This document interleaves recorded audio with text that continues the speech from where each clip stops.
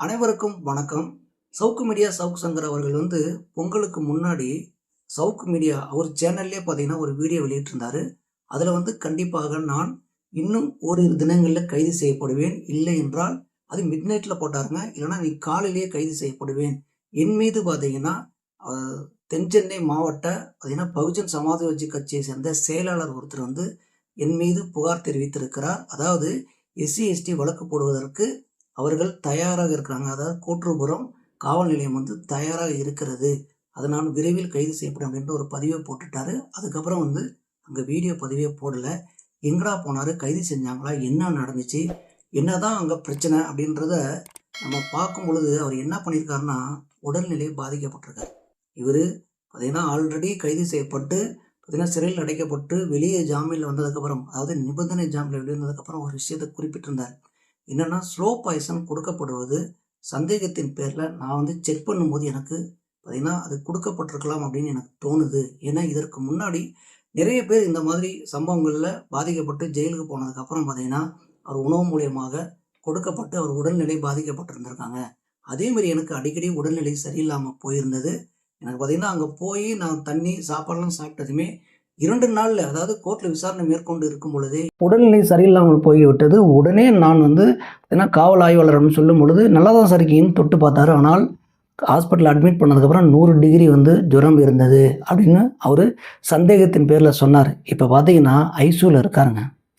எங்கே போனார்னு பார்த்தா கடைசியில் ஐசியூவில் அட்மிட் பண்ணி, ஏன்னா ரொம்ப சீரியஸ்லாம் இல்லை, அதனால் உடல்நிலை பார்த்திங்கன்னா ஒரு கண்டிஷனில் இல்லை அப்படின்னு சொல்கிறாங்க. என்னென்னா அவர் எந்திரிச்சு பார்த்திங்கன்னா எப்பயும் நடமாடக்கூடிய நிலையிலையோ பார்த்திங்கன்னா மன ரீதியாக பாதிக்கப்பட்டாரா, உடல் ரீதியாக பாதிக்கப்பட்டாரா அப்படின்ற விஷயங்கள் வெளியே வரலை.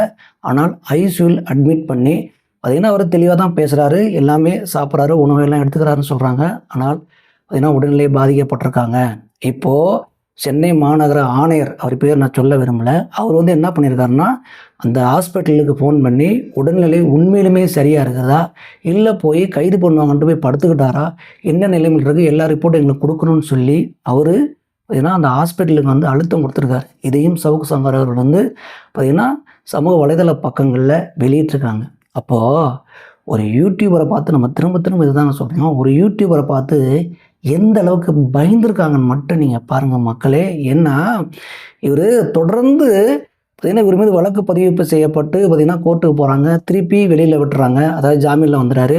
குண்டாஸ் வரைக்கும் போனாங்க. குண்டாஸ்லாம் போடுற அளவுக்கு இவர் என்ன செஞ்சார் அப்படின்ற அளவுக்கு பார்த்திங்கன்னா நீதிமன்றம் காரி உமிழ்ந்து இருக்கிறது யார் மேலே, இந்த காவல்துறை மேலே. அப்போது இந்த அளவுக்கு ஏன் சவுக்கு சங்கர் அவர்கள் மீது அழுத்தம் கொடுக்க வேண்டும் அப்படின்னு சொல்லி திரும்ப கேட்கும் பொழுது, இப்போது இவர் வெளியில் வர முடியாத அளவுக்கு நீங்கள் எஸ்சி எஸ்டி வழக்கு போட்டிங்கன்னா கண்டிப்பாக வெளியில் வர முடியாது. 6 மாதம் இல்லை, 1 வருஷம் கூட ஆகும். அந்த அளவுக்கு பிளான் பண்ணி பார்த்திங்கன்னா ஜாதி ரீதியாக எங்களை இந்த மாதிரி சீண்டி விட்டார், அதாவது எங்களை பார்த்திங்கன்னா மன ரீதியாக காயப்படுத்தி விட்டார் அப்படின்னு சொல்லி பகுஜன் சமாஜ்வாதி கட்சியை சேர்ந்த பார்த்திங்கன்னா அந்த மாவட்ட செயலாளர், அதாவது வடசென்னை அந்த மாவட்ட செயலாளர் புகார் கொடுத்திருப்பது உண்மை. இப்போ ஹாஸ்பிட்டலில் இல்லை அப்படின்னா அவர் கைது செய்யப்பட்டிருப்பார். அந்த விஷயங்கள் எல்லாம் பார்த்திங்கன்னா தற்போது சவுக்கு சங்கர் அவர்களே பார்த்திங்கன்னா சமூக வலைதள பக்கங்களில் வெளியிட்டிருக்காரு. இதில் நம்ம சொல்கிற ஒரே ஒரு விஷயம் என்ன அப்படின்னு பார்த்தீங்கன்னா, திரும்ப அந்த எலெக்ஷன் வரும் சமயத்தில் இந்த மாதிரி விஜய் அவர்களுக்கும் பார்த்திங்கன்னா அழுத்தம் கொடுத்து அவரை என்ன பாடுபடுத்திட்டீங்க நல்லாவே தெரியும். இந்த மாதிரி ஒரு யூடியூபரை நீங்கள் விஜய் அவர்களை எந்த அளவுக்கு பண்ணாலுமே அது ரிட்டர்ன் திருப்பி அவங்களுக்கு தான் போகுது. இப்போ இதே மாதிரி சவுக்கு சங்கர் அவர்களுக்கும் நீங்கள் அழுத்தம் கொடுத்துட்டே வரும் பொழுது பார்த்திங்கன்னா இது திமுகவுக்கு பெருத்த பின்னடைவை ஏற்படுத்தும் விதமாக தான் அமைஞ்சிருக்கிறது.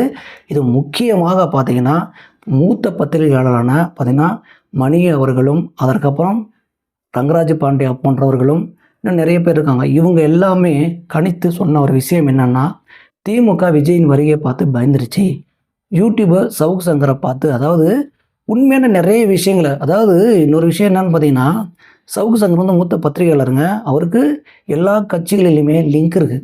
அவங்க எல்லா மூலியமாக பார்த்திங்கன்னா அனைத்து விஷயங்களையும் உண்மையான ஆதாரங்களை கலெக்ட் பண்ணி அவர் மீடியா முன்பு சொல்லும் பொழுது டிஎம்கேவோட பேஸ்மெண்ட் அப்படியே ஆடுதுன்னு வச்சுங்களேன். அதனால் பார்த்திங்கன்னா இவங்க 2 பேரையும் பார்த்து ரொம்ப பயந்து பார்த்திங்கன்னா அவங்க மீது பார்த்திங்கன்னா வேறு விதமான ஒரு அட்டாக்கை ஏற்படுத்திக்கிட்டே தான் இருக்காங்க. இதனால் திமுகவுக்கு உறுதியாக பின்னடைவு ஏற்படும். இந்த 2026 தேர்தல் இவங்களுக்கு பார்த்திங்கன்னா சாதகமாக அமையாது. இந்த விஜய் எந்த அளவுக்கு நீங்கள் பார்த்திங்கன்னா பயந்து அவர் மீது அவதூறு பரப்புறீங்களோ அதெல்லாம் திமுகவை தான் போய் சேரும் அப்படின்றாங்க. இதுதான் நம்மளோட கருத்தாக இருக்கிறது. மக்களும் அதை நோக்கி தான் போயிட்டுருக்காங்க. 2026 தேர்தல் பார்த்திங்கன்னா டிஎம்கே செய்யும் ஒவ்வொரு விஷயங்களுக்கும் கலைஞர் தான் இந்த விஷயங்கள்லாம் பண்ணியிருப்பாருங்க. நாசூக்கா ஒரு சில விஷயங்களை பண்ணி பார்த்திங்கன்னா அழகாக காய் நகர்த்தி அவர் என்னென்ன பண்ணுமோ அதை பண்ணிட்டு போயிட்டே இருப்பார். அவர் வந்து என்னென்னா நம்ம ஜெயிக்கிறோமோ இல்லையோ, ஆனால் தோக்குற நிலைமை வந்தால் கூட பார்த்திங்கன்னா எந்த அளவுக்கு போய் இவங்களை வந்து பார்த்திங்கன்னா மூளைச்சலவை செய்ய வேண்டும். நம்ம ஆல்ரெடி சொல்லியிருந்தோம், ரஜினிகாந்த் அவர்களை மூளைச்சலவை செய்தே பார்த்திங்கன்னா கட்சியை ஆரம்பித்து பார்த்திங்கன்னா அரசியல் வட்டாரத்துக்குள்ளே வரவிடாமல் பண்ணார். அந்த விஷயங்களை பார்த்திங்கன்னா மு.க. ஸ்டாலின் அவர்கள் செய்ய தவறிவிட்டு இப்பொழுது வேறு விதமாக விஜய் அவர்களை பார்த்திங்கன்னா அட்டாக் செய்து கொண்டு இருக்கும் பொழுது இங்கு நம்ம திரும்ப அதே தான் சொல்கிறோம். 2026 தேர்தலில் டிஎம்கேவுக்கு பெருத்த அடி விழும், பெருத்த பின்னடைவு ஏற்படும் அப்படின்றதான் உறுதி. இந்த மாதிரி பார்த்திங்கன்னா தமிழ்நாட்டில் உலகத்தில் நடக்கும் அனைத்து விஷயங்களையும் தொடர்ந்து அலசுவோம், தொடர்ந்து பேசுவோம். தொடர்ந்து தமிழ் தேசிய உறவினர்கள், தமிழ் தேசிய உறவு மகேஷின் அன்பு வணக்கம்.